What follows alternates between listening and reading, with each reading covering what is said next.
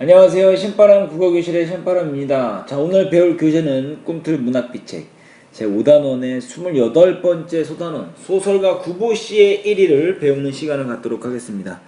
자, 박태원 작가의 모더니즘 소설 우리 교재 212쪽이고요. 오늘도 열심히 공부해 주시길 부탁드리면서 그럼 바로 수업을 시작하도록 하겠습니다. 자, 구보씨의 하루를 살펴볼 텐데요. 이 구보씨는 작가 박태원의 대리인이다 라는 걸 알고 계시면 도움이 될 것 같습니다. 자, 구보라는 말 자체가요, 이 구보라는 말이 뭐냐면요, 작가 박태원의 호예요.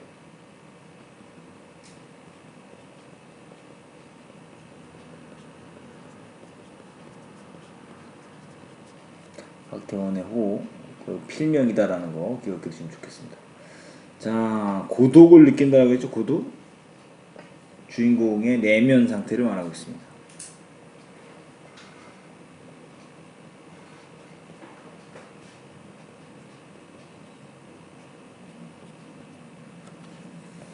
자, 사람들이 있는 곳으로, 약동하는 무리들이 있는 곳으로 가고 싶다고 생각한다. 3인칭처럼 이야기하죠. 자기의 심리 상태인데, 자, 그는 눈앞에 경성역을 바라본다.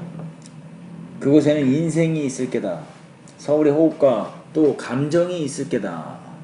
자, 그러니까 인생과, 여기서 말하는 인생, 그리고 서울의 호흡과 또 감정, 이런 것들은 다 어떤 의미가 있냐? 다 지금 작가가 생각할 때에 인간적인 온전과 활력이 있는 삶. 적어볼까요? 인간적인 온전과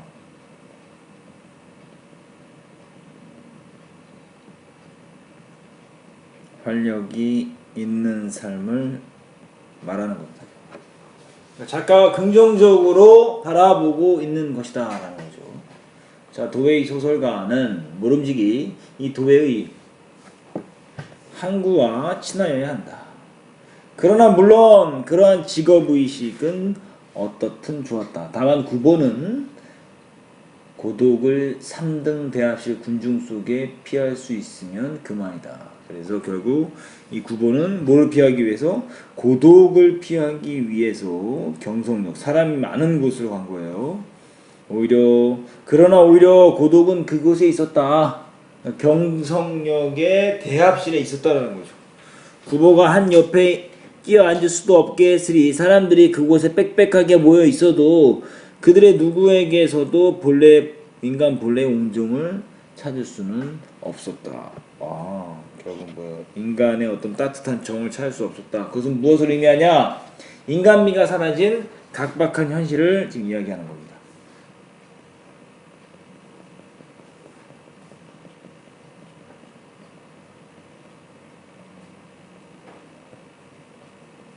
각박한 현실.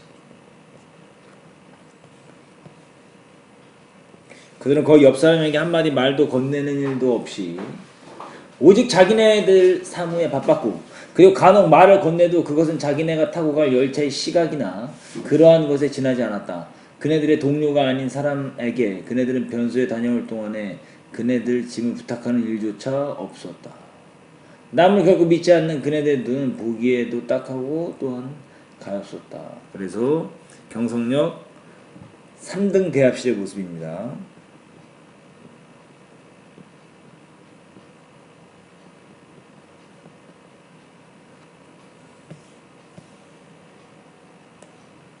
계속 가볼게요. 구보는 한 구석에 가서서 그 앞에 앉아있는 노파를 본다. 그는 네 집에 드난을 살다가 이제 늙고 또 쇠절한 몸을 이끌어 결코 넉넉하지 못한 어느 시골 딸내 집에라도 찾아가는지 모른다. 그냥 마음속으로 막 생각하는 거죠. 노파 옆에 앉은 중년의 시골 신사는 그의 시골에서 조그만 백화점을 경영하고 있을 게다. 지금 가만히 보면 자기 자신에 대한 이야기를 하는 게 아니라 뭡니까? 주변에 있는 인물들 계속 관찰하고 있죠. 그것을 보고 있다라는 거 기억해 두셔야 됩니다. 그의 점포에는 마땅히 주단 포목도 있고 일용 잡화도 있고 또 흔히 쓰이는 약품도 갖추어 있을 게다. 구보는 그 시골 신사와 노파 사이에 되도록 간격을 가지려고 노력하는 것을 발견하고 그리고 그를 업신 여겼다. 만약 그에게 옅은 지혜와 또 약간의 용기를 주면 그는 3등 승차권을 주머니 속에 간직하고 1, 2등 대합실에 오만하게 자리 잡고 앉아 있을 게다. 자, 보세요. 시골 신사는 어떻게 노파와 되도록 간격을 가지고 노력하는 것. 그건 무엇을 의미하냐? 노파와 간격을 갖고 가려고 한다 이 소리죠. 노파와 거리를 두려는 거예요.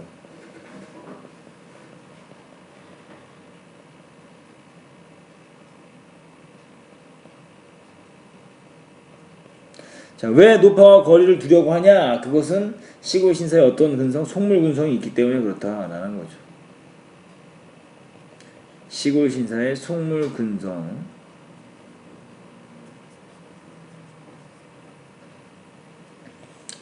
자, 문득 그분은 그의 얼굴에서 부종을 발견하고 그의 앞을 떠났다. 신장염. 그뿐 아니라 구볼은 자기 자신의 만성 위장염을 새삼스러이 생각해내지 않으면 안 되었다.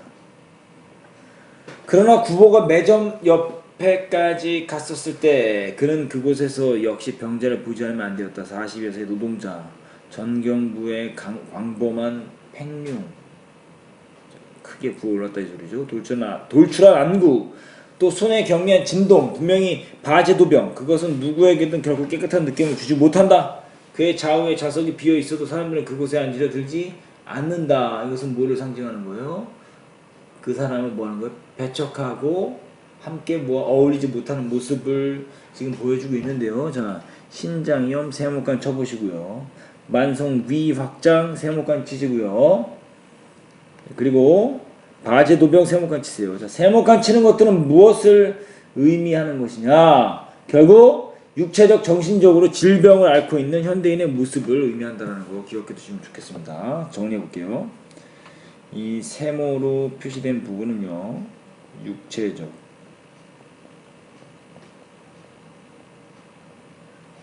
정신적으로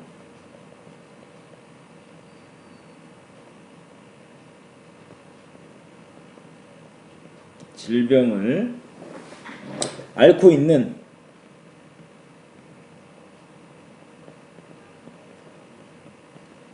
도시인의 모습을 상징하고 있다라는 겁니다. 육체 정신적으로 질병을 앓고 있는 도시인의 모습을 보여주고 있다라는 거죠. 자, 계속 가볼게요. 뿐만 아니라 그에게서 두 간통이 떨어진 곳에 있던 아이 업은 젊은 아낙네가 그의 바스켓 속에서 잘못하여 시멘트 바닥에 떨어뜨린 한 개의 복숭아가 굴러 병자의 발 앞에까지 왔을 때 여인은 그것을 쫓아와 집기를 단념하기조차 하였다. 결국 수혜된 뭐를 발견했어요? 병자를 발견한 겁니다. 그만큼 병자에 대해 사람들이 무관심하고 배척한다는 걸 알 수가 있죠. 자, 9번이 조그만 사건에 문득 흥미를 느끼고 그리고 그의 대학 노트를 펴들었다. 소설의 창작 노트겠죠? 자, 이런 거 보시죠. 기억 니은으로 묶은 부분. 그 눈앞에 장면을 줬고 그것을 소설화하는 창작 방법을 쓰는데 이것은요, 고연학. 이따 고연학에 대해서 설명을 해드리도록 하겠습니다. 자, 그러나 그가 문 옆에 기대어 서 있는 캡쓰고 리넨 치마에 양복을 입은 사나이에 온갖 사람에게 의욕을 갖는 두 눈을 발견하였을 때 구보는 또다시 우울 속에 그곳을 떠나면 안 된다. 자, 양복 입은 사나이 다 뭡니까? 현대인의 육체적 정신적인 질병을 상징한다라는 거 기억해 두시면 좋겠습니다. 자, 우울이라고 또 이야기했죠. 이 우울은 주인공의 내면 상태. 자, 주인공의 내면 상태.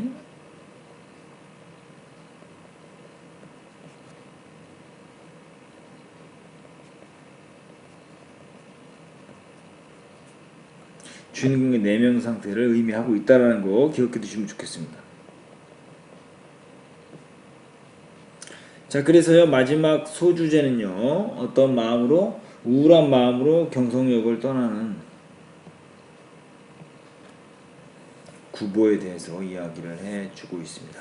자, 이제 작품 개관 살펴보도록 하겠습니다. 작품 개관을 살펴볼게요. 자, 먼저 작품 개관, 자, 소설 갈래 모더니즘과 신미소설이다라는 거. 성격은 심리적이며 묘사적이고 전지적 작가 시점이며 배경은 1930년대 어느 날 서울의 거리이고요. 주제 소설가의 눈을 통해 바라본 30년대의 도시 일상 풍경. 특징 작가 박태원의 실제 생활에 반영했고 몽타주 기법과 의식의 흐름 기법을 사용한 모더니즘 소설이다. 기억해 두시면 좋겠죠? 자, 뒤에 몽타주 기법에 대해 설명해 드릴게요. 이따가. 자, 서술상의 특징.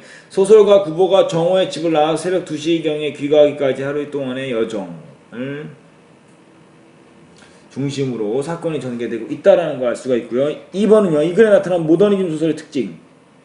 중요합니다. 일반적인 소설과 달리 구보가 하루 종일 배회하면서 모든 모습, 심리를 기록하고 있다라는 겁니다. 서로 다른 시공간에서 벌어진 사건이나 심상을 뒤섞거나 나란히 배치할 하나의 통일된 주제를 이루게 하기 위해 의식의 흐름 기법과 몽타주 기법을 사용했다라는 거죠. 주인공의 의식을 효과적으로 드러낸다. 그럼 몽타주 기법이 뭐냐?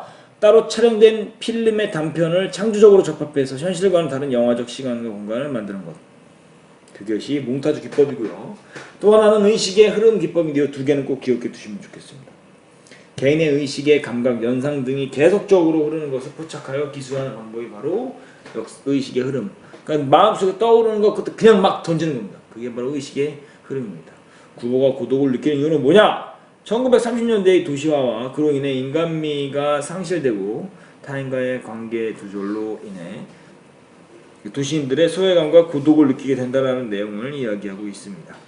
자, 이렇게 해서 오늘요 소설가 구보 시리즈를 다 배웠습니다. 오늘 배운 부분을 오마이노트로 정리하시고요 관련 문제 풀어보시는 것이 여러분의 과제입니다. 자, 오늘도 열심히 공부해 주셔서 감사합니다. 그럼 다음 시간에 다시 만나요. 소년이여 야망을 가져라.